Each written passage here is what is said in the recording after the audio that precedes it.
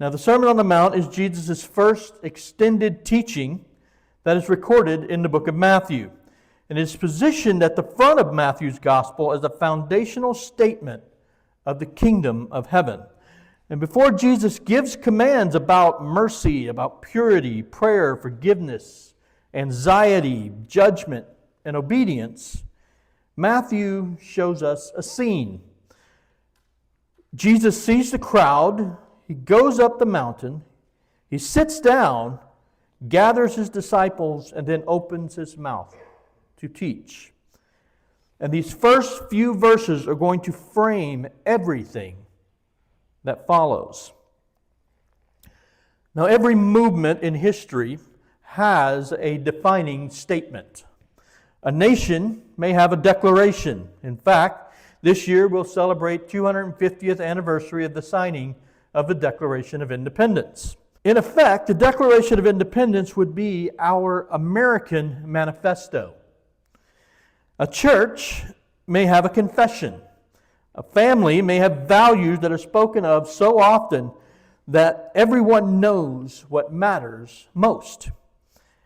A manifesto, at its best, is a public declaration of convictions and intentions.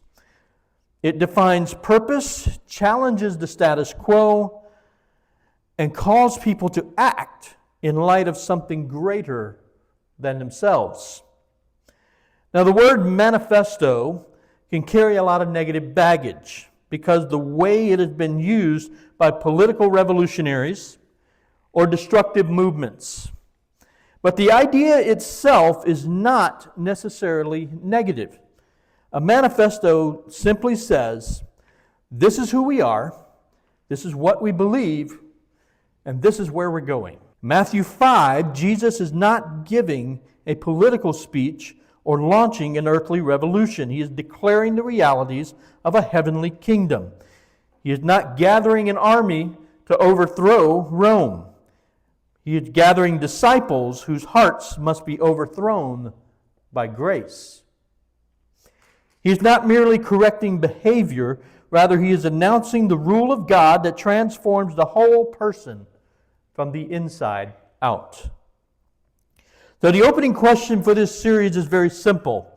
When the King speaks, will we come close enough to listen, humble enough to receive, and obedient enough to follow?